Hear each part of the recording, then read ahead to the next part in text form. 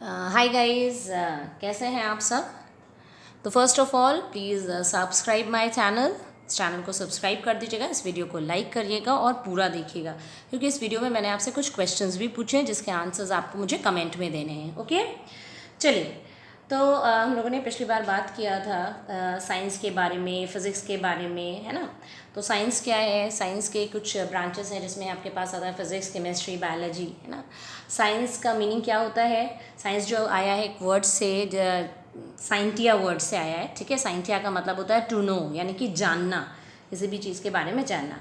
And physics के बारे में हम लोग बात कर रहे हैं because I am teaching you physics. तो फिज़िक्स के बारे में बात करें, फिज़िक्स कहाँ से आया है, ये फ्यूजेस वर्ड से आया है, जिसमें हम अपने चारों तरफ सराउंडिंग्स के में क्या हो रहा है, कैसे हो रहा है, इन सब के फिनोमिनास को जानते हैं, ठीक है, समझते हैं इनके।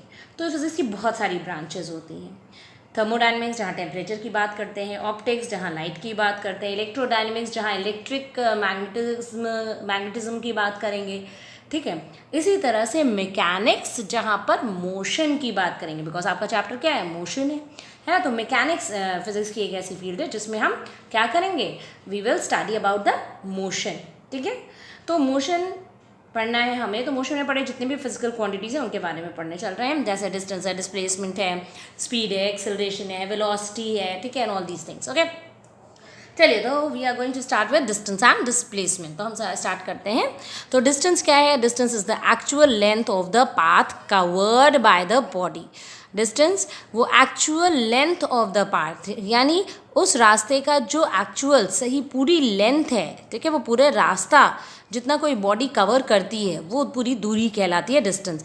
एंड डिस्प्लेसमेंट क्या है, displacement is the shortest distance between initial and final point. ये पहली और स्टार्टिंग वाली और एकदम लास्ट वाले, है ना, पॉइंट के बीच में, यानी जहाँ से बॉडी स्टार्ट करी और जहाँ पे ले जाके ख़त्म करी, उनके बीच की जो शॉर्टेस्ट डिस्टेंस है उसे डिस्प्लेसमेंट कहते हैं। डिस्टेंस का सिंबल डी है, डिस्प्लेसमेंट का सिंबल एस, ऊपर से हमने एरो लगा दिया। एरो क्यों लगाया आगे बताते हैं आपको। डिस्टेंस हमारा नेगेटिव कभी भी नहीं हो सकता। जब भी आप चलेंगे तो आप नेगेटिव में तो चलेंगे नहीं, ठीक है, हमेशा पॉजिटिव होगा। डिस्प्लेसमेंट हमारा पॉजिटिव भी हो सकता है, नेगेटिव भी हो सकता है और ज़ीरो भी हो सकता है। डिस्टेंस की यूनिट भी मीटर है, डिस्प्लेसमेंट की यूनिट भी मीटर है। डिस्टेंस हमारा स्केलर क्वांटिटी, डिस्प्लेसमेंट हमारा vector quantity. I think now अब आप समझ गए कि एरो क्यों लगाएं, क्योंकि जितनी भी वेक्टर क्वांटिटीज़ होती हैं उसके ऊपर हम एरो या बार लगा देते हैं, जिससे हमें ये पता चलता है कि वेक्टर क्वांटिटी है। तो डिस्प्लेसमेंट हमारी वेक्टर क्वांटिटी है, इसलिए इसके ऊपर हमने बार लगा दिया, ठीक है। इसको समझने के लिए हम कुछ यहाँ पर एग्जाम्पल्स ले लेते हैं। तो इन एग्जाम्पल्स में हम बात करते हैं। जैसे हमने पहला एग्जाम्पल लिया है, ये कर्व रास्ता है, आपकी बॉडी यहाँ से चली और यहाँ तक आ गई, ठीक है। इसने ओवरऑल यहाँ से यहाँ तक कितना कवर किया, 7 किलोमीटर्स कवर किया, यानी जो पूरी डिस्टेंस हुई वो क्या हुई, 7 किलोमीटर्स। लेकिन इनिशियल और फाइनल पॉइंट, यानी ए से बॉडी बी तक आई है, तो इनिशियल से फाइनल पॉइंट तक आने में ये जो शॉर्टेस्ट डिस्टेंस है, ठीक है, जो शॉर्टेस्ट डिस्टेंस हुई वो क्या हुई, 5 kilometre.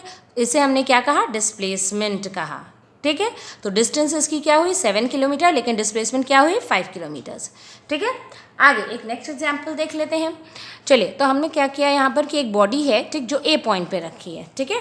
The A point is here, यहाँ पे ये ए पॉइंट पे रखी है और वो बी तक आ रही है। ए से बी तक आ रही है तो उसने 5 किलोमीटर्स चला, ठीक है। अब यहाँ पर हम ये समझने जा रहे हैं कि हमारा डिस्प्लेसमेंट, ठीक, नेगेटिव कैसे होता है और डिस्टेंस हमेशा पॉजिटिव रहेगी, हमें ये समझना है।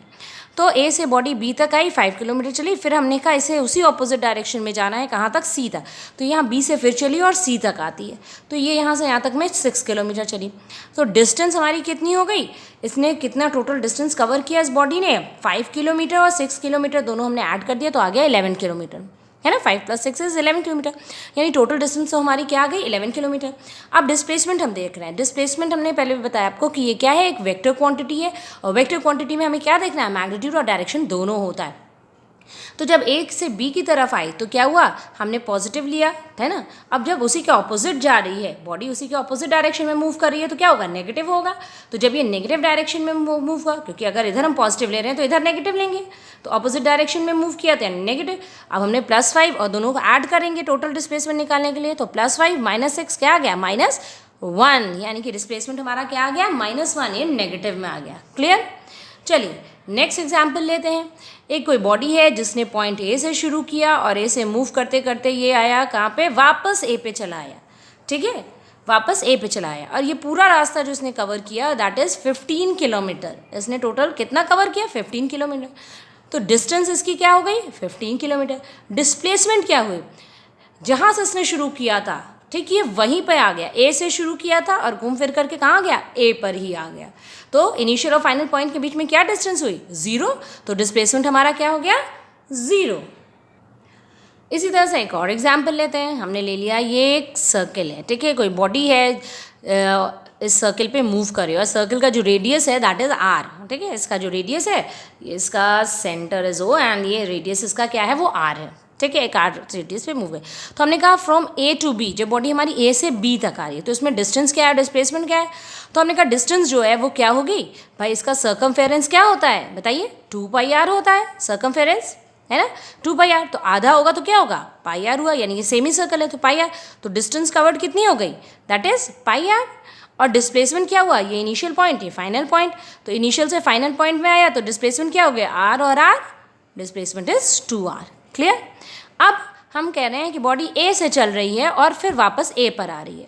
तो अब यहाँ पर आप हमको बताइए डिस्टेंस क्या है और डिस्प्लेसमेंट क्या है, ठीक है।